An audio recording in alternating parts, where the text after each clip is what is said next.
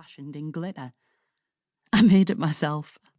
I can tell, replied Chloe, and this time the tears were from laughter. Roisin always managed to make any day seem brighter. She really did love her crazy friend. Thank you, it's, unique. And I love the Happy New Year bunting. Well, we didn't have Forget the Loser, and it is a new start, so kind of a new year, and being back with me means you're home, don't you think? Anyway, we need to feed you. Come and meet Gran properly.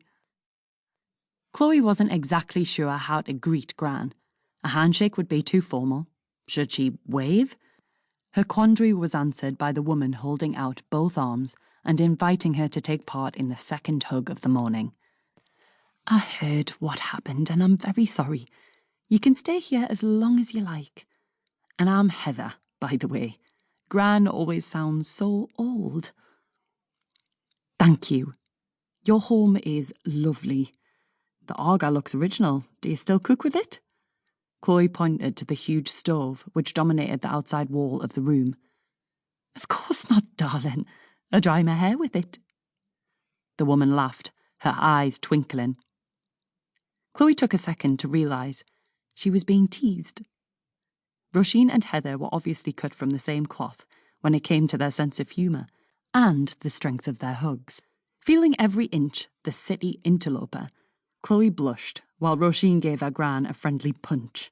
Gran, be nice, or Chloe won't help her with all the work that needs doing around here. Heather smiled and held out a chair for Chloe.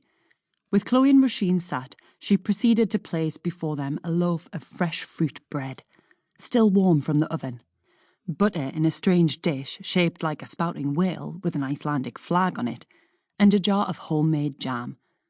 Roisin cut some chunky slices from the loaf, spread them with butter, and handed one to Chloe. It was melt-in-the-mouth delicious. The warmth brought out the cinnamon flavour, making something very ordinary, very special indeed. It even surpassed food from Chloe's favourite deli. To Chloe, it felt like a big, doughy embrace, and the first real food she had tasted in years. Good, isn't it?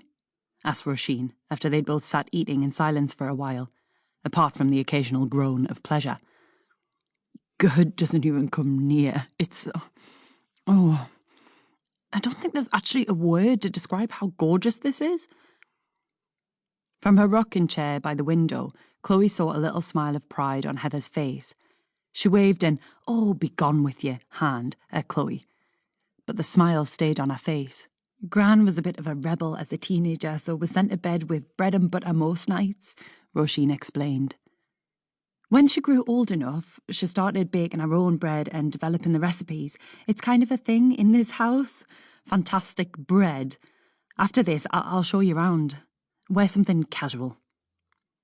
I didn't really bring anything. Well, you're not wearing the suit you arrived in. It'll look as if the bailiffs have turned up, said Roisin. No worries, I've loads of stuff you can borrow while you're here. Could we not go shopping? Blurted Chloe, just a little too quickly, horrified she might actually have to dress like Roisin for even a few days. Ha! Got ya. At least you're smiling now. What is that you're wearing anyway?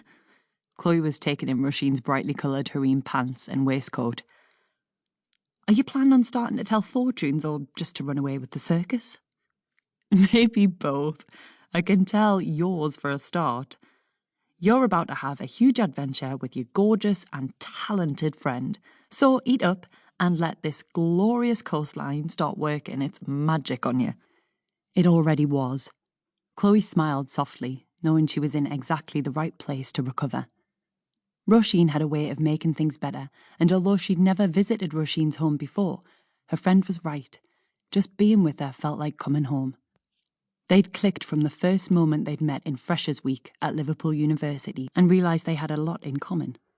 They were both studying English literature, they were both Scorpios, and they were both from the same county, albeit opposite ends.